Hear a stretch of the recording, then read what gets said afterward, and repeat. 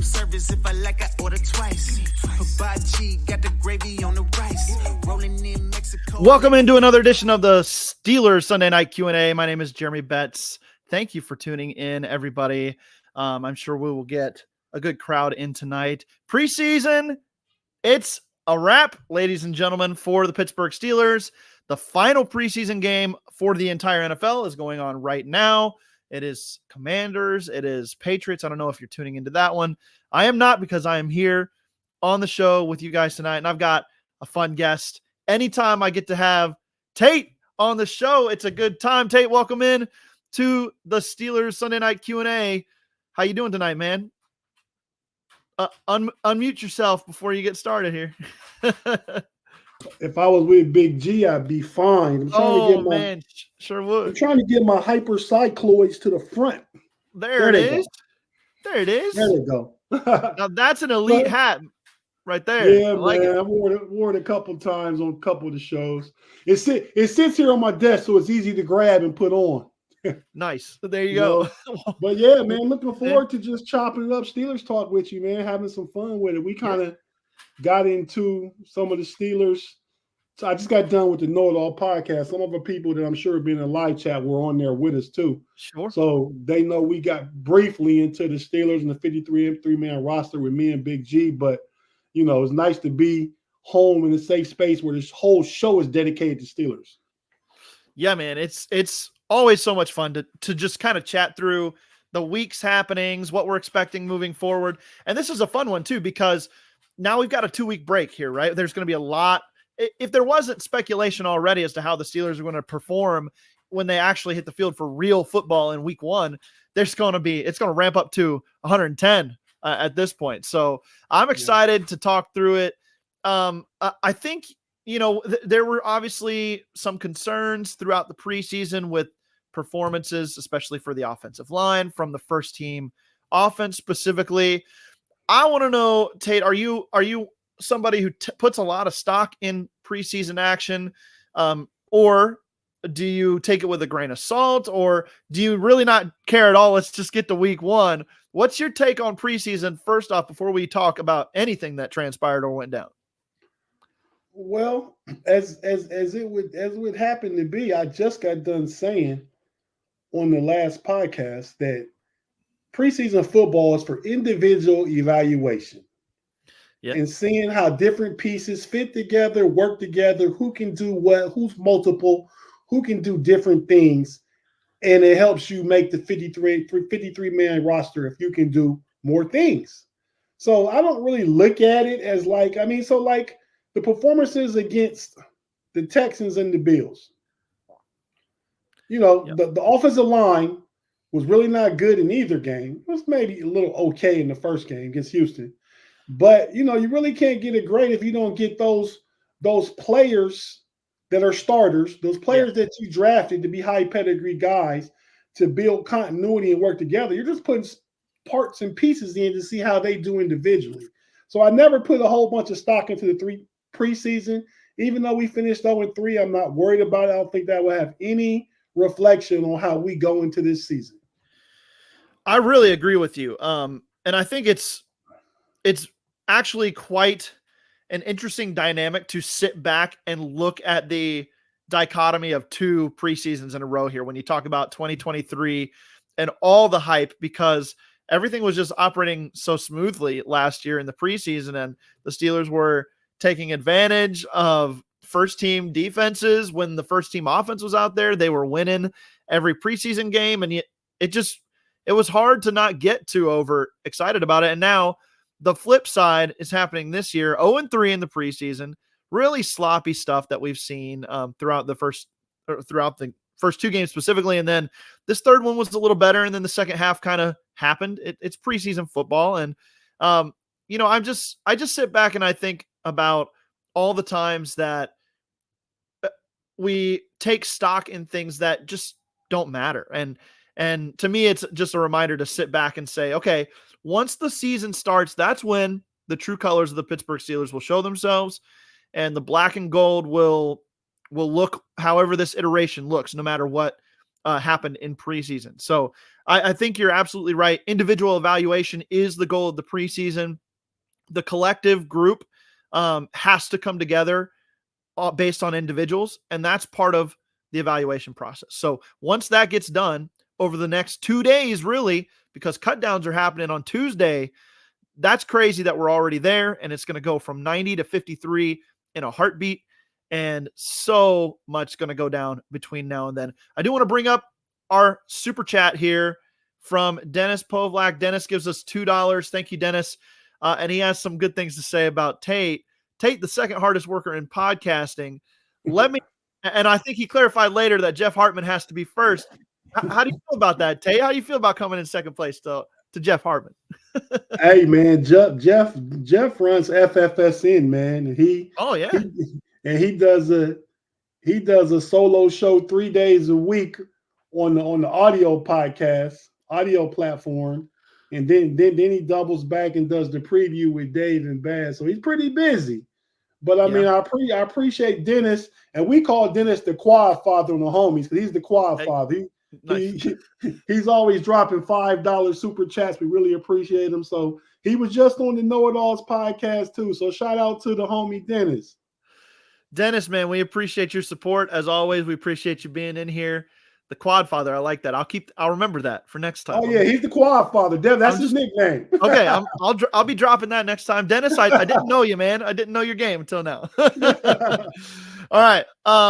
There's a couple comments in here and a question that I want to get to as well. So, but this comment first, Kathy Ford, who is also always in here. Kathy and Afton, always in here. Thank you for tuning in always.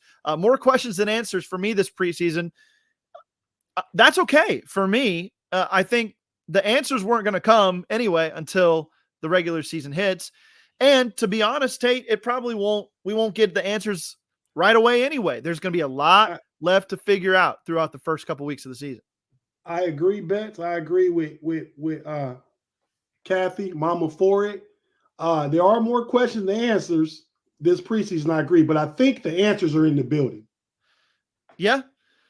Okay, so let's talk about that. Do you think the answers are there at nickel corner, at wide receiver 2? I mean, what do you mean by the answers in the building, other than maybe this coaching staff and the veteran stars that this team has? What you got? Yeah, well, I think as far as like nickel corner, good question, fair question, because I think what we'll see is we'll see a lot of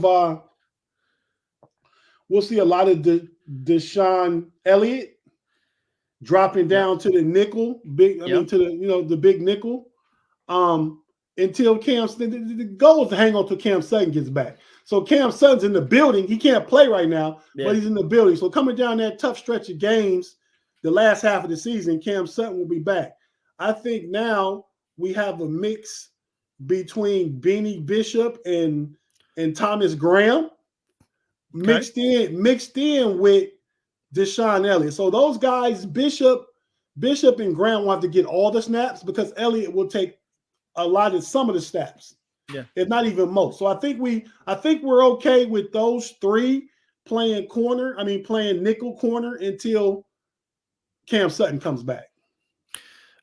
I mean, I can be down with that. I think that it's reasonable to actually sit back and say the Steelers haven't had a good nickel corner since Mike Hilton left the building. I mean, they just kind of survive at that spot, and that's okay because the rest of the defense works so well that they just rotate guys through, and the matchups haven't killed them there. And with you saying that, I definitely agree that the Steelers have been getting away with it, and I think even more so this year with Patrick Queen in the middle and perhaps Peyton Wilson, and their speed and their coverage ability is going to help that nickel corner out also. Yep. Yeah, the linebackers are going to be a huge part of this because just the athleticism boost that they get for this defense is massive. And hey, look, we got an appearance from my Steeler cat here. Good old kitty. She always makes it into a screenshot here and there. So last week it was my daughter making a cameo appearance. This week it's the cat. Okay. I see her back on the couch. She hiding behind my tab here, my name tab. What's your cat's name? This is Holly. She was our Christmas gift to our daughter when she turned 2. So Okay. yeah. So she's a couple years old now. She's a good little kitty. Nice. Anyway, that was off topic, but hey, let's get back. We talk across the league, and I'm sure you listen to podcasts outside of SCN, FFSN, just to get a feel for what other people are thinking too. A lot of people sit back and they always bring the concerns about the secondary, the concerns about the Steelers secondary, because they don't have a bunch of big names back there, or it's Minkah Fitzpatrick and a bunch of guys. Now they've got Joey Porter Jr. back there, who's a legitimate stud on the outside, I believe. You combine that with Minkah Fitzpatrick and then a bunch of guys who can actually play the role that they're asked to play. You've got a guy in Dante Jackson, who's a cornerback 2, bona fide cornerback 2. Corey Trice, who's working his way to that. You got role players. You got these nickel guys. You got a guy like Darius Rush who can do a little bit of everything. You've got extra safeties. Deshaun Elliott, he's not a superstar, but he's a solid second safety. And I think that now you've got kind of the pieces here to where maybe it's not a bunch of big names outside of Minkah Fitzpatrick and a rising stud in Joey Porter Jr., but it's going to work because the coaching's good and the front 7, man, they're going to get after people like nobody else in the league, right? You got to feel comfortable about that. Yeah, no, I agree. I think we got what we need. I mean, when we had Troy Polamalu, we had Ike Taylor. I mean, we had Ryan Clark and was the other corner Deshae Townsend or Bryant McFadden at the time. But at any rate, neither one of those guys a star. Ike wasn't even a star.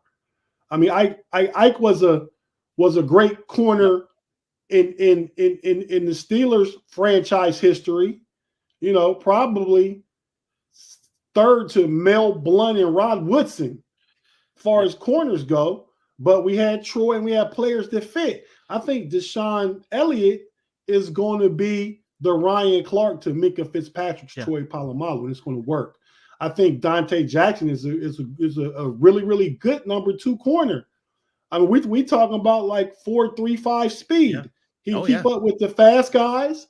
I think he's going to play an integral part in the Steelers defense this year. And the thing about it, Corey Trice is so good. Dante Jackson probably going to be gone next year, and it's $10 million off the book, and you're going to elevate Corey Trice to number 2 corner. So, no, maybe not the big names, but we have pieces that fit. Yeah, exactly. There's nothing glaring that can't be overcome by the star power around them. And I think people underselling too. Everybody talks about the defense. They talk about the 3 stars. You got TJ Watt, you've got Cam Hayward, Minkah Fitzpatrick. I mean, Tate, let's be real here. Alex Highsmith is a star. I mean, Nick Herbig's on his way to being a star, man. I mean, we can see that. I agree. And then, I mean, Patrick Queen, that boy's a star too. He's an absolute star, and he played like it last year. I guess there are valid concerns whether or not Roquan Smith is going to help anybody playing next to him. But the leap that Patrick Queen made, you could tell watching the tape, this is a guy who figured something out the last couple of years. And I really think that that's going to translate over to Pittsburgh. So you've got 5 or 6 real studs, and we haven't even talked about Keanu Benton. This is a guy who's ready to make a leap too. This is maybe the most loaded starting group on defense in the league when you go front to back. Joey Porter Jr. in that conversation too. If I don't stop naming names, I'm going to leave people off of it that I don't mean to leave off of it. Right. Well, I don't think there's anybody that you can really leave off. I mean, because like you said, there's stars at every level of the defense. Cam Hayward, bona fide star. We know it. I think he'll have a comeback year this year. I mean, he was probably playing at 60, 70% last year. Yeah. He has a comeback year. Then you got TJ on the edge, and you got Alex Highsmith on the other side. They're probably one of the top 2 or 3 duos in the NFL as far as edge rusher. Then you make that a 3. Someone put Herbig in there. I believe they're the top right now. And then our linebacker core, you pick up Patrick Queen. I even said on the last show that Patrick Queen is going to be one of the players that makes the question was what players you expect to make a big jump this year. I think Patrick Queen is going to make a big jump and show that he doesn't have to play in Roquan Smith's shadow. He can lead a defense of his own and be the man in the middle, along with a rotation between Peyton Wilson and Landon Roberts. Yep. And I've already said that Joey Porter Jr., the only two corners in the league that I take over Joey Porter Jr. right now, that's considering, upside and everything, is Patrick Surtain and Sauce Gardner. The only two. Okay. Sure. I like Peasy over everybody else that I could take. I'm a big Derek Stingley fan over in Houston. I think he's going to have a big year. Too. Yep. But I agree with you. The upside for JPJ is lockdown, and it doesn't get much better than that. This guy's shown already that he can be on an island and handle business. And so the Steelers now have capable guys opposite that. It's going to be fun to watch this year on the defense. Right. I agree. I want to go to a question we had here. Let's see. Staying in the secondary. I can't find it against. Oh, there it is from Vinny Aguakun. Do you guys think Minkah will be a team captain? Always feels like he's the least appreciated among him, TJ, and Cam. I mean, he's the quietest of those three. I think that's probably the biggest deal. But I mean, there's nobody with more respect in this locker room than Minkah Fitzpatrick. I would think the way they talk about him, he's revered in that locker room. There's only so many captain spots to go around, but I think, every year he's got a shot. He has a solid voice in that locker room. What do you think about Minkah this year? You think he's going to have a big year? I definitely think Minkah's going to have a big year. Minkah said it himself, not words out the horse's mouth. Play Minkah ball. He's going to play Minkah ball. And I don't know if Minkah, I think he would be. I don't know if Minkah wants to be a captain. I think the team overall looks to Cam for some of that veteran leadership and stuff. I don't think Minkah's underappreciated or even overlooked. I think he's the guy in his room. He's the guy in his room. Yep, I agree. And another question from Vinny about the secondary. Do you think Corey Trice will be a starter by the end of the year? He's really good in run support. You think this is a guy that takes over for Dante Jackson at CB2 at some point, or they kind of letting that ride out till next year? I think it'll ride out till next year. I think he'll have a valuable role. I think he'll be the number 3 corner. If either Peasy or Dante Jackson gets hurt, Trice plugs in there. Yep. And I think matchup based, if you're playing a team maybe like the Bengals with Chase and Higgins, both kind of bigger receivers. Yep. Maybe it's matchup based where Trice gets more playing time at the 2. But overall, I think he's the 3rd corner, and we look for him to start next year as we transition from Dante Jackson. I have a question for you, Tate. I'd like to talk about secondary play. When you have a guy like a Joey Porter Jr., right, who can come in and you're going to have him lock down typically the top receiver on the team. My question to you is, for a team like the Bengals, where they, for all intents and purposes, legitimately have 2 wide receiver ones on that roster. T. Higgins is a bona fide 1 type to me, a bona fide X1 type receiver.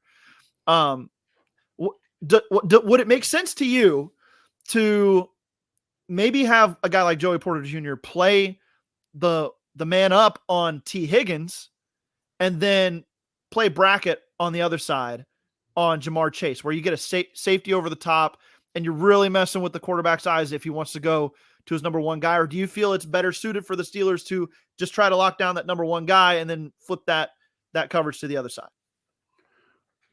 Wow. It's a good question. I think I can see that defense that you're talking about, that you allude to. I believe Joey Porter is capable of playing good coverage on both T. Higgins and Jamar Chase. But I kind of like the idea of letting him shut T. Higgins down and scheming Jamar Chase with double coverages, safeties over the tops, linebackers dropping, whatever you have to do. You have to take Jamar Chase out of the game first. Yeah, I agree. I think it's an interesting concept, right? To maybe cover the 2 with your guy that's just going to take him out of the game. And then you play mind games with the quarterback by rolling coverages over, by disguising things to his number 1 target. You might get burned, but you might also burn him. That it's a risky game, I guess, if you're going to play it that way. But just something intriguing to me if I'm looking at how you scheme up a defense for something like that. So, hey, let's go ahead and take a break. And if you're used to this show, we're not going anywhere. But if you're listening on audio, we're going to go listen to a few ads, come right back, talk some more Steelers football. Jeremy Betts and at Tate Boy Fresh with you here tonight. Don't go anywhere. The Steelers Sunday Night Q&A will be right back. And welcome back to the Sunday Night Q&A. Jeremy Betts, Tate here with you. Tate's a busy man. He just got finished with another podcast. He's hopping on with me, though. We're having a good time talking about the Pittsburgh Steelers. I got a question from Mark Cunningham here on the Q&A. Hey, this is a good question. Is Leal a lock to make the 53? Mark Cunningham asked this question. Tate, I'll get your take first. I got a pretty strong one about our boy Leal. Well, if it's strong, I'm sure it's the same. Absolute lock. Absolute lock. Absolute lock. Leal is arguably the 6th D lineman and could potentially be the 4th edge rusher. So he takes 2 spots in one. He's 2 guys. Yeah. So he's a lock to make the 53. Yeah, 100%. And maybe, I think this is what you said, maybe the most improved player from 2023 to 2024 in camp. I mean, Calvin Austin III might make a case for that based on the reports that we've heard out of camp and everything.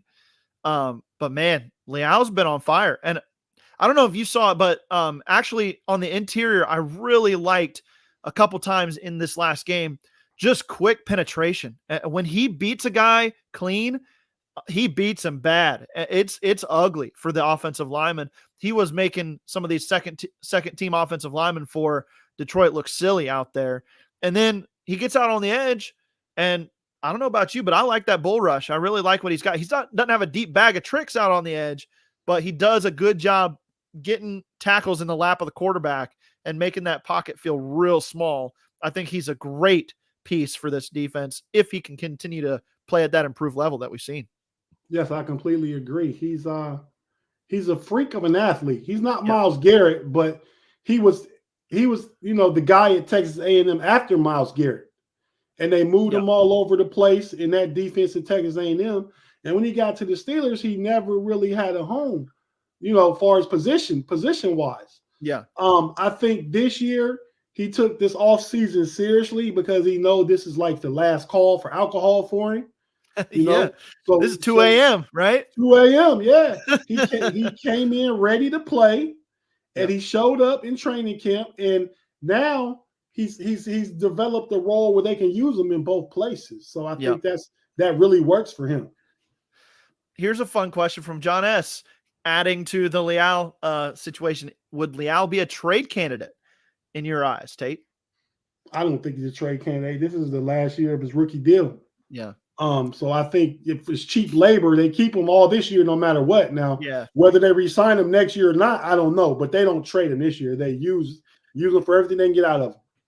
I think especially when you talk about the depth on that defensive line and the age of a guy like Cam Hayward, I think they're going to be less likely to deal anybody from the defensive line because, I expect to bounce back from Cam this year. I'm sure most fans do. I'm sure the organization does. But that insurance policy against him going down, you've got to have capable guys that can come in, fill in. And if they feel like Leal is that, I wouldn't send him anywhere. I wouldn't pack his bags and send him anywhere.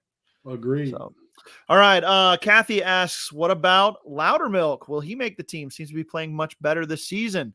This is a tougher one. He's kind of right on the edge. I think it would have to be him or maybe the rookie 6th round pick or maybe a guy like Dean Lowry. What you think? I think Loudermilk makes it. I mean, he's excellent run stopper. Yep. Excellent at that job responsibility. And I think, and listening to Dave Schofield and Jeff on the post game, and Dave said this. He said that he think they didn't play Logan Lee. He might have a minor injury, so they could go ahead and slip him to the practice squad, and nobody picks him up. They like his potential and upside, but I think Loudermilk makes it. But that D line, we were talking, me and Big G on my last podcast I was on last hour, talking about I think they keep 7 D linemen though, but it's going to be tough. Yeah, it is, and I mean that they're going to have to decide something about either the front seven or excuse me, the front four there, front three or four on the defensive line or the secondary. Where are they going to keep the extra guy? And that was it. Is it 7 D linemen or is it 10 defensive backs? Yep. And this all may change too, because there have been issues on special teams at the gunner position specifically, and they might be going outside the organization to help themselves out there. I think it's interesting, though, where the Steelers sit. You can kind of come back around. It's been pretty negative at times this preseason from the fan base, but you can kind of come back around on this team being a threat in the AFC just based on just break down this roster, people. And Andrew Wilbar and I did this on the Steelers Fix the last 3 weeks before this, where we broke down the Steelers roster and compared it to each of the rosters in the AFC North. They stack up with anybody in this division as far as talent on the roster goes. It's whether the quarterback thing works. It's whether the offense can improve enough. Because I believe in the coaching. I believe in the motto. I believe in how this team plays in the AFC North. And so I sit back and I'm ready for bumps in the road. I acknowledge that there's probably going to be bumps in the road as we get started. Brand new offense, a lot of different players, brand new coordinator. But that being said, this defense is probably the best we've seen since maybe 2019. And I think that they're ready to rock and roll. I really do. All righty. A good question from Afton asking, will they bring in Pat Pete for slot help until Sutton comes back? I mentioned this in an article I wrote that they should make this move. I don't know if you feel the same way or different, Tate. Feel free to disagree, but I think he could be a good piece. My one concern would be, don't bring in a guy that's going to stunt the development of some of your young guys. That's why I think they've waited this long, personally, to do anything there. But if you are going to do it and you feel the need to do it, then you probably should just go ahead and do it at this point. I agree with you, Betts. Okay. I could see that happen. Yep. I could see them bumping one of Beanie Bishop or Thomas Graham, whichever one they want to keep, to the practice squad, and bringing up somebody like Pat P until Cam Sutton is ready. I think with Pat P, you get another leader on the team. You get that big name, even though it's an old big name. You're asking to do a little role, so you're not expecting. I think last year expect him to be corner 2 and essentially the lead corner in the room because Joey Porter Jr. needed mentorship. Yeah, I think bringing Pat P in for a role where you can tell him, this is your role, this is going to be your position, this is what you need to focus on, and where we're going to have you. I think he could be a valuable member to the team. But with that being said, let me ask you a question. Yeah, related to this. What jersey number does Pat P get if he comes back? That is a good question. Man, I'm trying to think. Was it Jeray Jenkins wearing 21? Was it Jenkins wearing 21? That's Rush. Rush has 21. Look, 2 people got the same number in camp. I know Rush had 21. Okay, yeah. So, man, I don't know. He might get something like that. That's a good question. I haven't looked at the numbers too much to get a good idea there, but that is a good question. He can never go back to his college number 7. He'll never get that. Never. Not in Pittsburgh. Not in Pittsburgh. Right. Yep. All right, let's see here. Gavin Anthony asks, what did you guys think of the O-line? This is the big one, right? This is the big concern we've had now for years, really. I've made the argument that I think they actually have the dudes on the roster. They've got impressive talent now on the roster. I'm a little concerned whether they have the right coach or not, whether it fits the scheme or not, but I'm not going to sit back and say that that's a finished product yet either. So my answer to this question is TBD. I think that they have a lot of talent. I think that they showed last year that they can be dominant, especially in the run game. And I think that they have upside in pass pro, but I don't know if it all comes together right away. There are some concerns there for me. What do you think, though? Oh, man. So I agree with you. I think the pieces are there.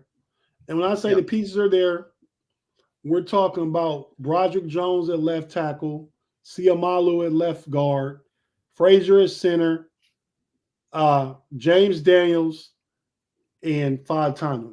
Those are the pieces. And James Daniels to be replaced by McCormick next year.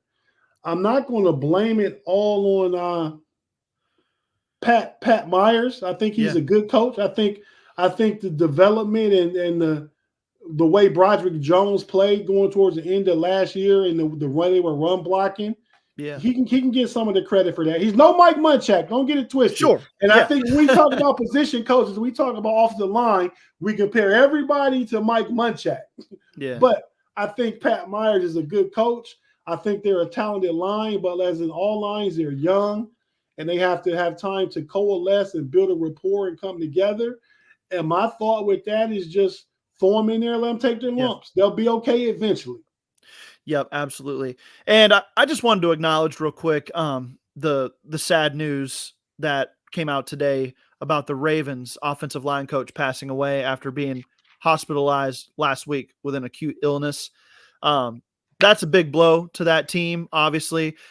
You remember, Tate, we lost a wide receiver coach several years ago, and his name is escaping me right now. Richard Drake, Coach Drake. Yep. Coach Drake. And that was just a huge blow to the team. I know it really affected that wide receiver room specifically. So obviously prayers up for his family and everything. But that's a big blow to a division rival. I think that's when Juju started going downhill too, just my personal opinion. Yeah. I mean, a lot of things line up with that as kind of being a turning point for that group for sure. And I don't know. Just coming back to the thought process here that the Steelers aren't that far behind. In fact, they're probably up there with everybody in that division. I feel really good about the Pittsburgh Steelers' chances in the AFC North, and I think that they're going to surprise a lot of people outside of the black and gold fandom because everybody's writing this team off because of the quarterback back and forth. And I don't know, you don't think Justin Fields has a shot at week 1 starter, right? I would assume. No, it's been solidified. If Russ plays, Russ played well enough yesterday to get the nod going into. Yeah, he'll at least play in Atlanta and Denver. Yeah, and then after that, that's when the measurement will start to be determined by how he's doing. Not if we're winning, but how he's looking. Yeah, I agree with that because they have something invested in Justin Fields too, and I personally think Justin Fields has showed enough this year that if Russ slips a little bit, we see him.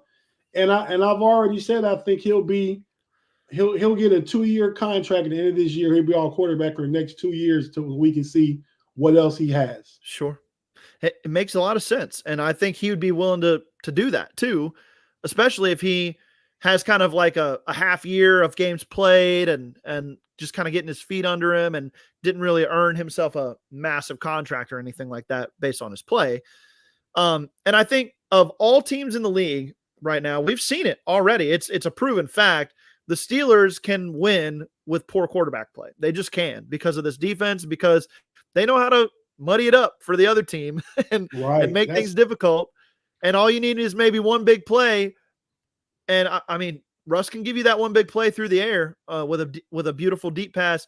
Justin Fields can do that with his legs too. There's ways both of these guys can win. So I don't think we had that level of explosiveness last year with the offense because of the quarterback, because none of them really would cut it loose, right, and throw it downfield, and none of them had the legs or the ability to escape pressure. So I think with plays being extended and with the willingness of both the guys to throw a deep ball downfield, we're going to be in for more explosive plays this year.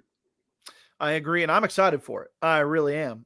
I think George Pickens is set for a huge season, especially if the team doesn't add like a competing level wide receiver, if you will, like an Ayuk who would be a similar level player. If they were to bring in a guy like, say, John Mechie, and he actually works out as like a wide receiver too, that would be different. I still think George Pickens has a huge season in that regard because he's going to get a huge target share. When you look at what Drake London pulled in the Atlanta Falcons offense under Arthur Smith the last 2 years, it was 25% plus target share the last 2 years for Drake London. And George Pickens, if he gets that, man, the sky's the limit for this guy. With the yak ability that we're seeing recently. And I don't know, he's looked real crisp on his route running. I think he needs to play a little bit more. I just noticed that he had the ball in one hand, holding it like a loaf of bread after his big reception. He needs to play a little bit more in control, I think. But overall, I think that he's ready for a huge season. And both of these quarterbacks, I think, can get him the football without issue. So I don't see him being a problem at all. Let's see here. Good question here from Rob Lightfoot. Will Mark Robinson make the team again? He certainly made a case for himself the last couple of weeks. What do you say? Ooh-wee, that's a tough one. I mean, because we know PQ, yep, Elandon Roberts, yep, and Peyton Wilson are locks. Yep. Right?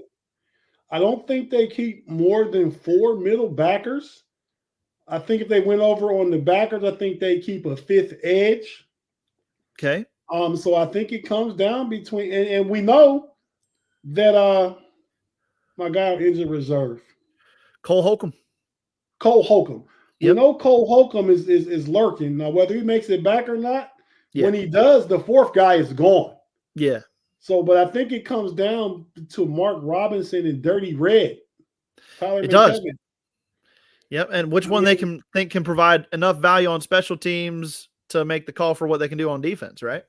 Right. And I think Matakevich has the upper hand on special teams, even though Robinson's a good special teamer. But I think Robinson has the upper hand in the defense. If he has to get called on defense, you rather Mark Robinson on the field than Dirty Red. Yeah, so that's a tough battle. I'm going to lean Mark Robinson over Dirty Red right now today. Okay. I think I would agree with you, actually. I think he made quite a statement the last couple of weeks. Man, he does one thing really well, and that's run defense. Man, when he shoots a gap and hits a player, you feel that one. You can see that one through the television screen. Yeah, always been that, and I think that's impressive. So, all right, Dennis Povlak, another $2. Dennis, thank you so much. No, Dennis. Oh, Quad Father, my bad. There you go.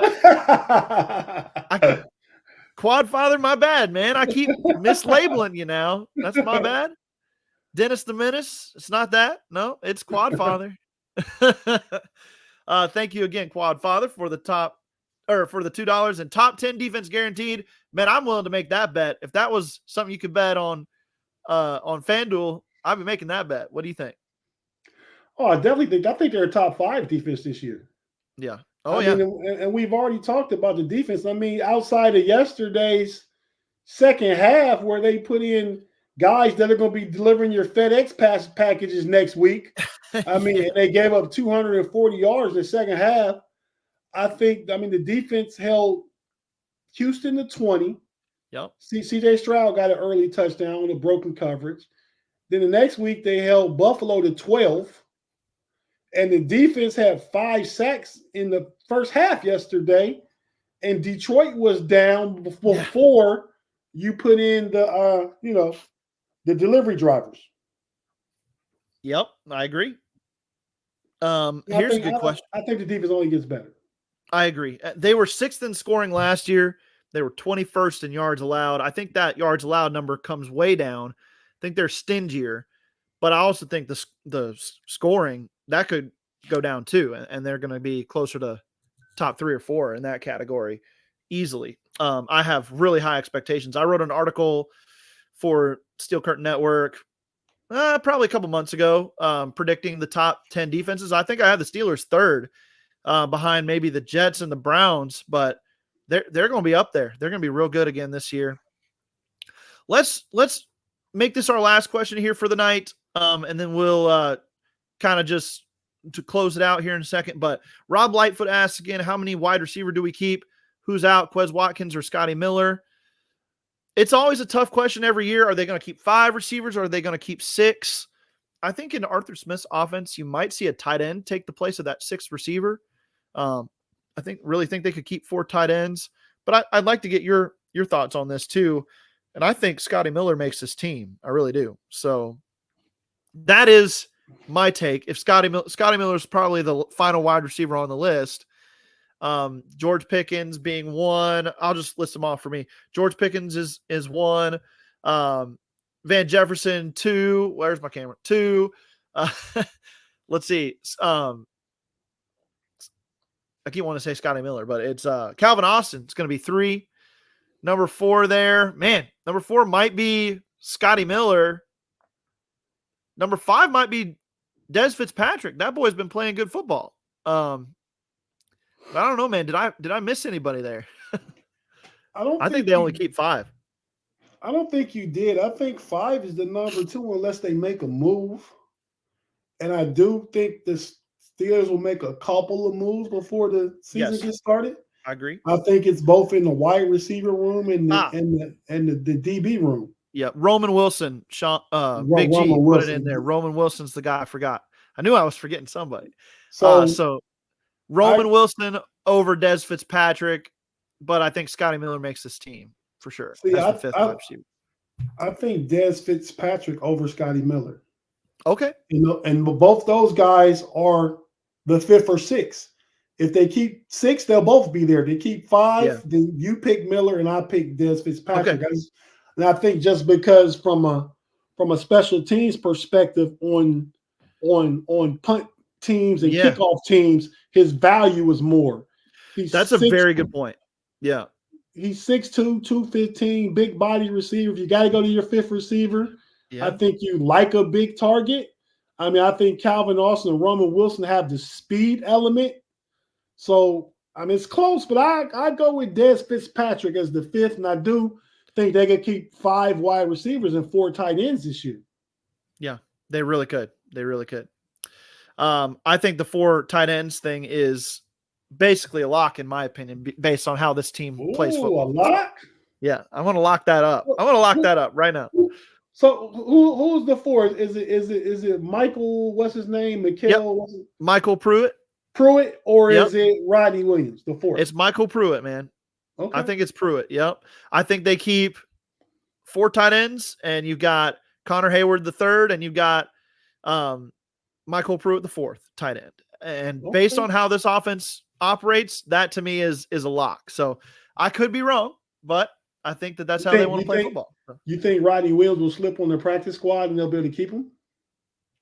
And he's a good special teamer too. He is. That's where he gets his. That's where he might make his hay here too. Man, I guess I need to put more stock into these special teams guys when I'm making my decision for that 53rd man on the roster. Right. So it could be, but that history with Arthur Smith for Pruitt, and I think he does play some special teams. I think he'll be the 4th tight end, but I agree. We will see.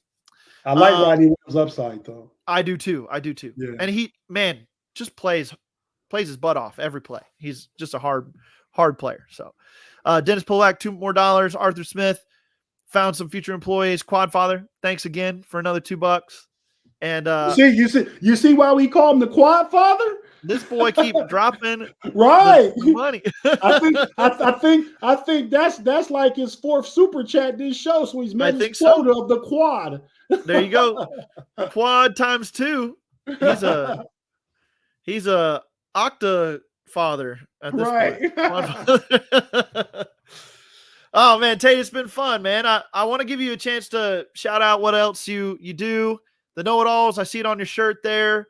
The homies. Tell us where listeners can find you if they're not already following you. Thanks, Bets, for having me. Like I said, man, when you asked me if I could be on the show tonight, I said yes. This is one of the funnest shows, man, because it's total interaction with the live chat, man. So, and it's all Steelers talk. So, I'm used to doing the homies, which I love, with Big G, Pay and B Dirt.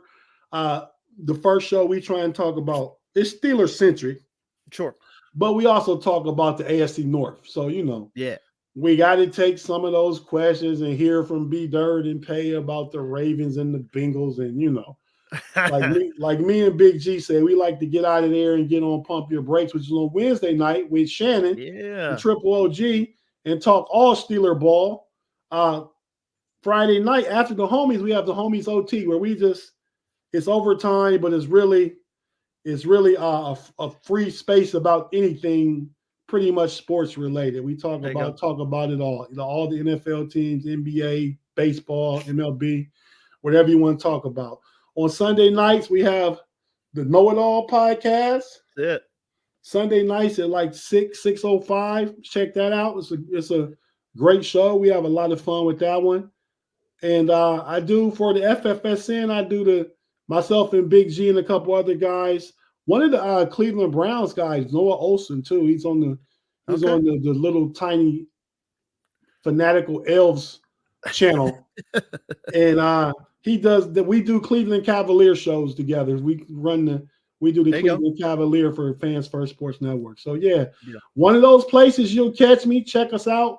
We appreciate all the support we get from everybody, because most of the people that watch most of our shows are most of the people that are here from the Steel Curtain Network and stuff like that. So I guess they like Big G's personality and they follow him everywhere he goes. Yeah, man. So, and they like Pay for some reason, man. I still haven't figured that one out. But, he's a good guy. So, we appreciate everybody. And thanks, Betts, for allowing me to get all that stuff plugged in, man. Yeah, absolutely, man. And man, Quadfather hitting us up again. You don't play, man. He does it. Oh, man. You're welcome anytime, boy. This is good stuff. Great show, guys. Jeremy, you're great. Holly, and she's sleeping over here beside me. So she's a regular as well. But appreciate all you guys tuning in, listening. Hey, well, let me shout out my two dogs. People know them, Harlem and Bronx. They say, hey, everybody. Okay, good deal, man. Thank you for tuning in. This has been fun. Tate, we'll do it again sometime, all right? Yeah, man. Appreciate it. Anytime. Just let me know. Sweet. All right. That's going to do it for us here on the Steelers Sunday Night Q&A. Y'all have a good one. Ready?